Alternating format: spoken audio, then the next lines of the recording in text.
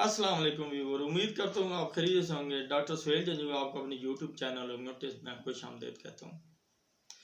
पेशाब के सिलसिले में ये आखिरी मौजू है जो डिस्कस करने चाह रहा हूँ कि नींद में पेशाब खता हो जाना, चाहे वो बच्चे हों, बच्चों में ये ज़्यादा कैफियत होती है। बाद दफ़ा ख़वातीन मर्द बड़े भी इसमें मुब्तला हो जाते हैं।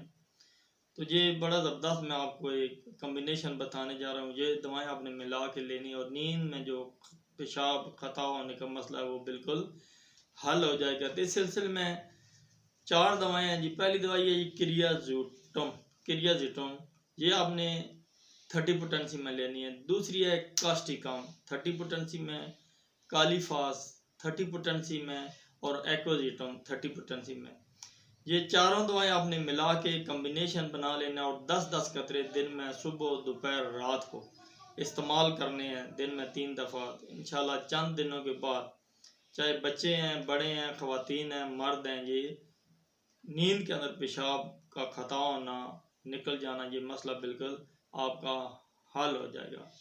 मेरी वीडियो पसंद आए तो इसको लाइक ज़रूर कीजिएगा, कमेंट भी दीजिए, चैनल को सब्सक्राइब किए, बेल आइकन को दबा दें ताकि नित नई वीडियो आपको बर वक्त मिलती रहे। अगले प्रोग्राम तक मैं आपसे इजाज़त चाहता हूँ। अल्लाह हाफिज़।